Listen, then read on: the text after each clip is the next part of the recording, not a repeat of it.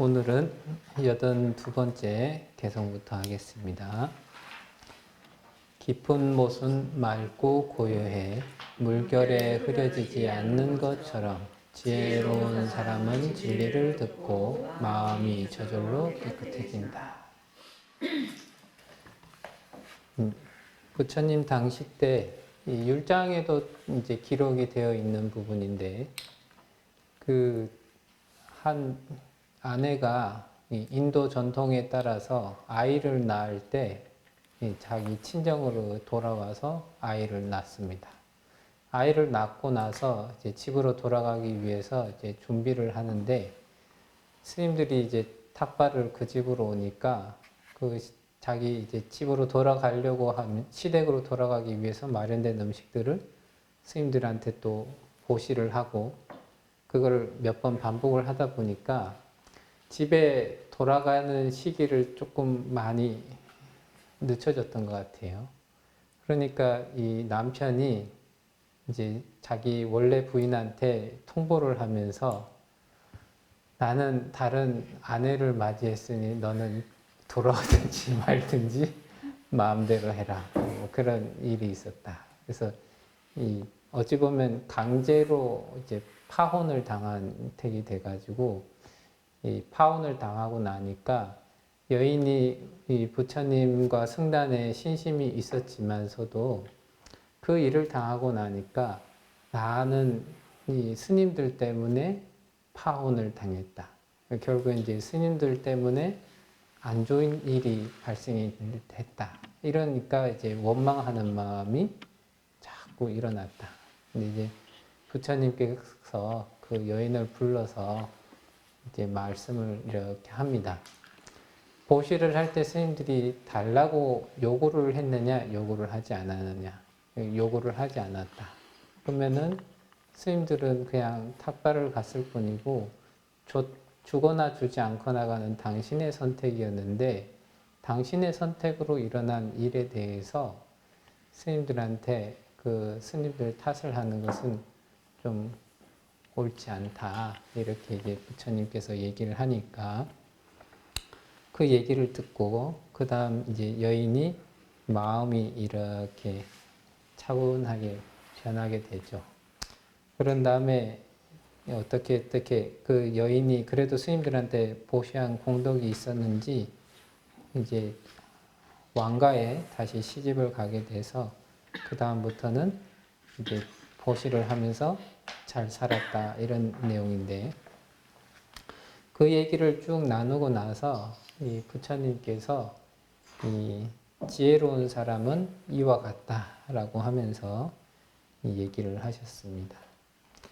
이 지혜로운 사람은 어떻느냐? 깊은 못이 맑고 고요하고 그래서 물결이 바람에 물결이 이렇게 파동을 친다 하더라도 그 맑은 성품이 바뀌지 않듯이 얕은 물은 파동이 치면 그 물 바닥에 있는 작은 먼지들이 막 일어나가지고 매우 뿌옇게 되는데 깊은 연못은 바람이 불어서 파동이 친다고 하더라도 거기에 잘못되는 그러한 일이 없듯이 지혜로운 사람은 진리를 들으면, 이 법을 들으면 바로 그 마음이 청정해진다, 깨끗해진다 이런 거죠. 그래서 이 어떤 것이냐, 이 부처님의 법을 이렇게 듣고 혹은 다른 누구에게 상담을 받거나 혹은 상담을 하거나 아니면 친한 사람들과 얘기를 하거나 그 어떤 것이든지 간에 정말로 사리가 맞고 이치에 부합하고 이러한 얘기들은 자기의 마음을 차분하게 해주고 자기의 안목이 흐려져 있던 것을 분명하게 아주 맑고 밝게 만들어주는 그러한 특성들이 있다. 그래서 제일 처음에는 잘 몰랐는데 우리는 우리의 언어 체계라든지 자기가 쓰는 언어 체계와 다른 얘기를 들으면 눈이 착 흐려져 가지고 이게 무슨 말을 하는 것인가 하고 헷갈릴 때도 많은데 그게 조금만 이렇게 누군가 설명을 해주고 다리를 놔주고 이치에 대해서 설명을 조금만 해주면 아, 세상이란 것이 그런 것이구나 하고 이치의 눈을 탁 뜨는 순간엔 그 다음부터는 마음이 착 가라앉게 되더라. 지혜로운 사람은 이 법을 들을 줄 아는 사람이 지혜로운 사람이죠. 그거 얘기를 딱 듣고 자기 마음속에 딱 받아들여서 자기 현재 일어나는 일에 대해서 분명하게 파악을 하고 그 다음에 그런 것이 아니구나 혹은 그런 것이구나 이런 인지작용을 통해서 자기 마음속에 갖가지 번뇌가 일어났던 것들을 자기 스스로 저절로 조절을 해 가면서 쭉 내려가는 거죠. 우리가 뭐 다른 것도 없이 이제 회사 생활을 하시는 분들도 마찬가지로 이제 만약에 자기가 정치판에 있다 하면은 정치판에서는 자기들만의 그 언어 구사가 있고 자기네만의 이 상황 전개가 있죠. 근데 자기가 그러한 안목, 상황을 보는 안목이 살짝 부족할 때는 상황을 잘 보는 사람한테서 설명을 탁 들으면은 상황이 쫙 펼쳐지면서 분명하게 이해가 되고 혹은 법에 대해서 잘 모를 때 법에 대해서 설명을 착 들으면은 그것이 이해가 되고 이해가 되면은 법에 대한 이 분명한 이 선명한 그런 감각들이 살아나게 되듯이 그리고 그것을 바탕으로 마음을 맑히듯이 경제를 보는 사람은 경제적으로서 자기가 보는 견해가 있어서 그 밟지 못한 사람한테 그런 거에 대해서 설명을 쭉 하면은 선명해지듯이 어제도 이제 그냥 스님들끼리 이런저런 얘기를 하다가 복지법인, 사회복지법인 뭐 이런 걸 얘기를 살짝 하는데 이제 대충 아시는 분이 이렇지 않느냐 했더니 잘 아시는 스님께서 그건 이러이러하다 이렇게 얘기하니까 그렇구나. 그래서 선명하지 않던 것이 선명해지고 모르니까 모르는 만큼 거기에 대해서 갖가지로 막 혼자만의 뇌피셜로 막 채우던 것들이 설명을 딱 들으면 뇌피셜이 쫙 사라지고 사실이 이렇게 전개가 되는구나 이렇게 보는 것으로서 자기 마음속에 뇌피셜이라고 하는 것은 자기 혼자만의 이런 생각들은 어디로 어떻게 얼마나 퍼져갈지 모르는 그 상태를 계속 만들어 갑니다. 근데 그것이 아니라 그것을 탁 끊어가지고 나의 그 뇌피셜을 줄일 수 있는 그러한 내용들을 듣기만 해도 마음이 혹은 자기의 안목이 깨끗해지고 편안해지는 것을 이제 우리가 경험을 할 수 있죠.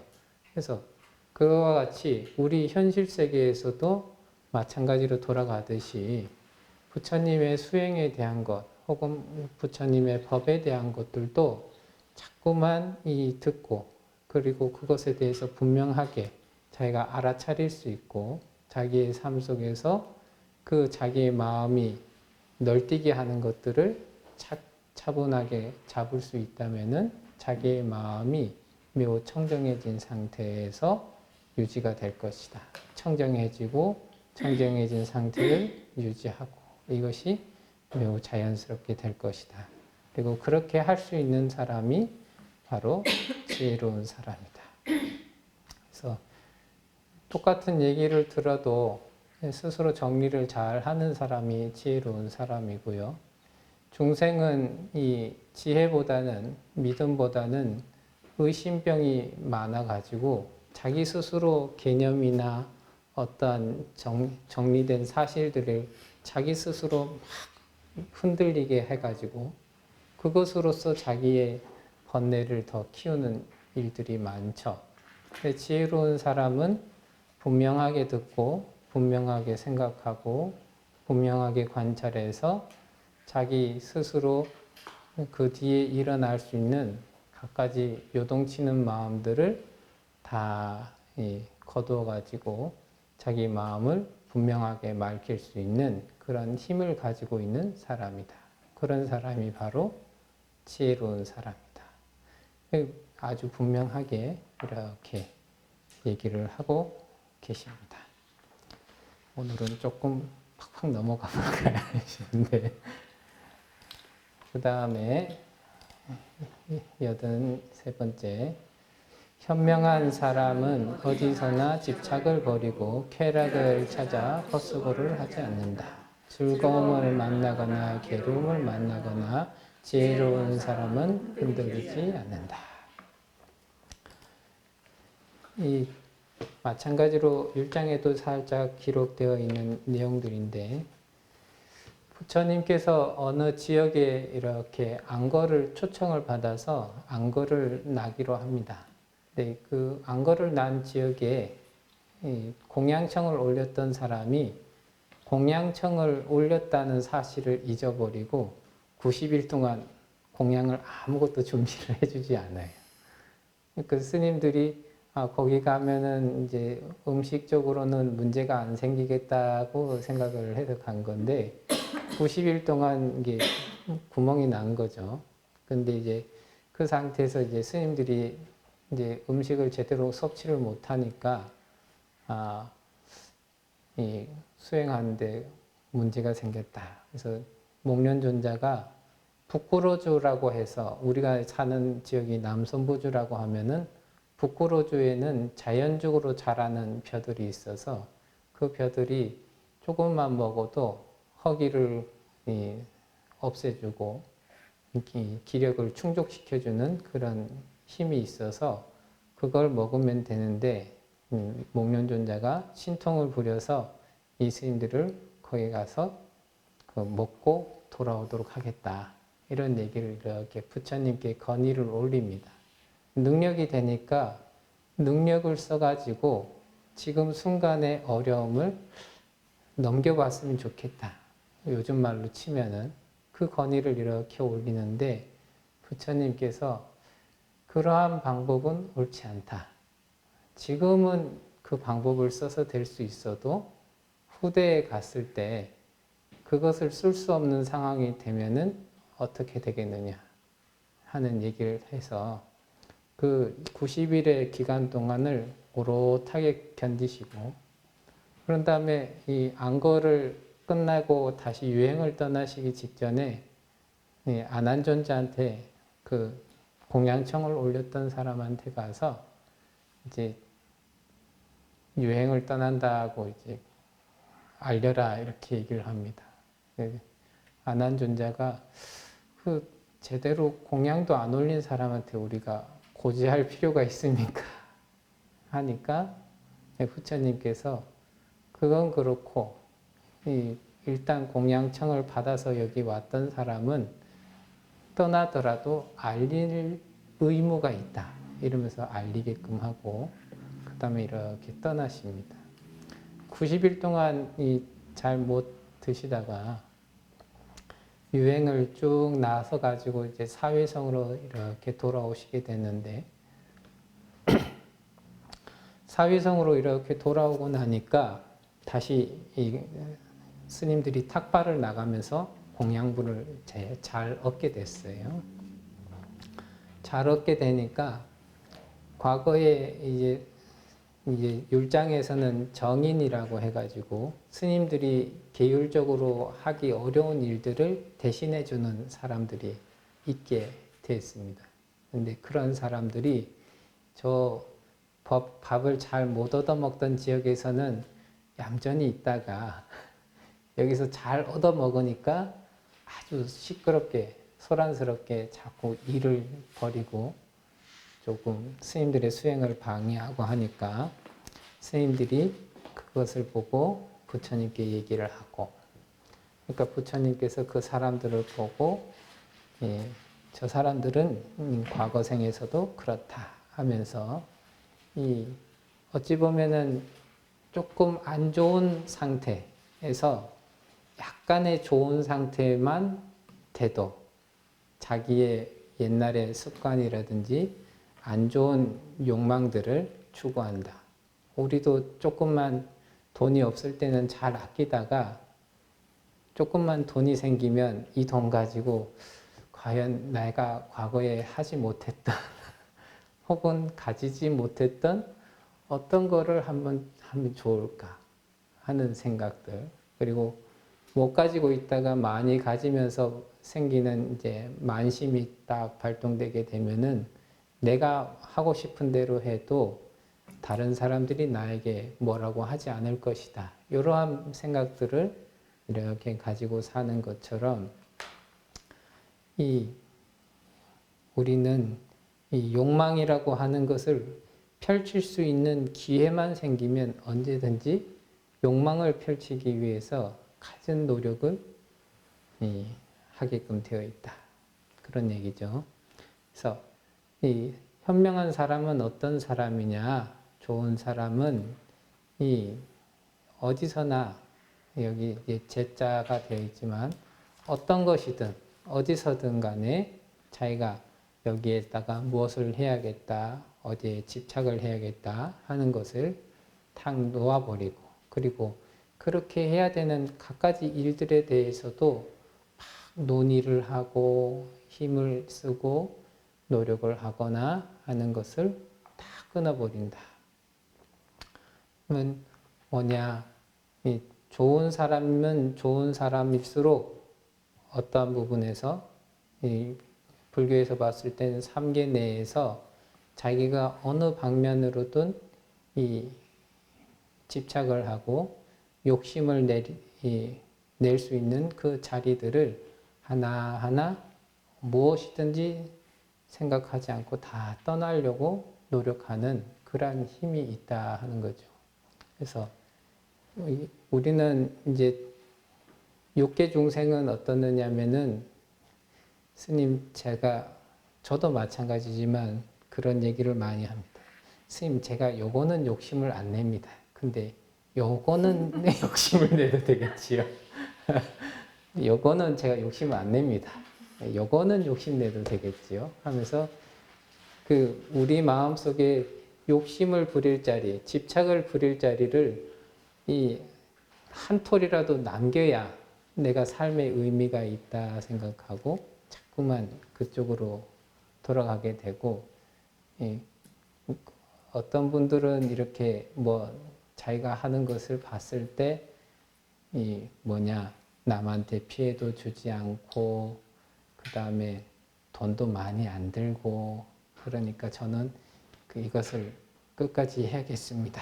이러면서 자기가 하고자 하는 것, 집착하고자 하는 것들을 꾸준히 막 하시는데 그 옆에 같이 친하게 지내시는 분이나 혹은 가족들이 이렇게 쳐다보면서 괜찮아요 하고 묻고 되면은 주위에 있는 분들은 다들 고개를 절레절레 흔들면서 아유 저것 좀 그만했으면 좋겠다 이런 표현들을 할 때가 굉장히 많거든요.